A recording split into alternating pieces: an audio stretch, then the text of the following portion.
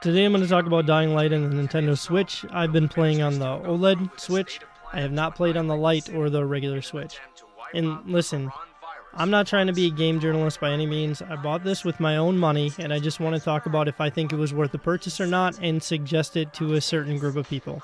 If you have another system along with your Switch or a PC, I would recommend picking it up on one of those. Unless a Nintendo Switch is your only console, or if you have a Switch and you're looking to play in handheld, then I would definitely recommend this game. Yes, I'm just getting that right out of the way quickly, so if that's all you're looking for, it's an awesome game. It runs pretty damn good, and it's definitely worth your purchase. I picked it up for around $34 on sale. It's the Platinum Edition. It comes with the following DLC, which is an entire new map. It's a very, very good expansion.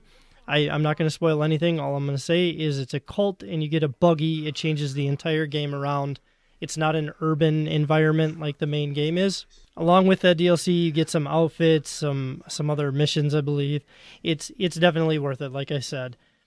As far as performance goes, keep in mind, I haven't played too many third-party games on the Switch. I did play The Witcher because I wanted to see how it ran on the OLED, at least how it would look with that screen, and it's still very blurry.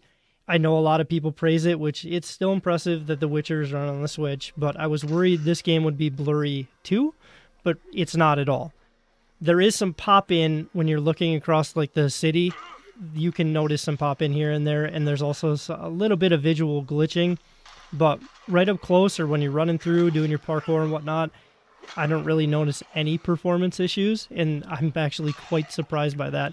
And usually first-person games on the Switch tend to give me a headache after a little while, and this game did not. I don't know if it's a motion thing with me in little screens, but I actually found playing this game to be very enjoyable. In the video you're watching, I've included some cutscenes, the opening title screen, and then just some combat with some random zombies running around in the parkour. Just to give you a rundown of what Dying Light is. Open world zombie game, makeshift weapons. You play as a guy named Crane. He's an agent trying to get some, I'm not going to spoil anything, but he's trying to get some stuff. You meet some people, do some quests. You can go in containers here and there in buildings. You can't go in every building, but you can go in a lot of them.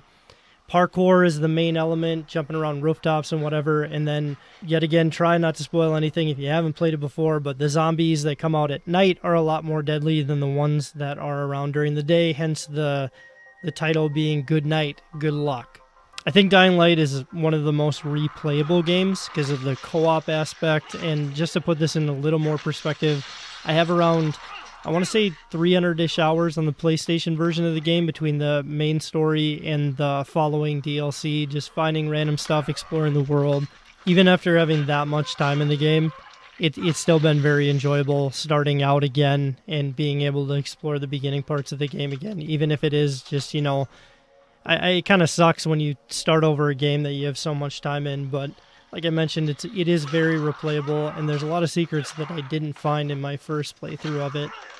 If you're looking to pick it up digitally on the Switch, it is 15.8 gigabytes. There is a physical version available. I just checked Amazon. It's still $34 for the physical. So if you're looking for that, you prefer physical games on the Switch, maybe to save your SD card memory or your system memory, maybe that can help you out.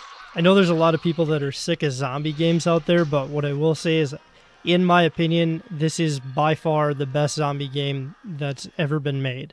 And I know Left 4 Dead's out there. I know World War Z is pretty good. Out of all of them, I still think Dying Light is the best. And I couldn't stand Dead Island, but that's all my opinion. It's all subjective, so just keep that in mind.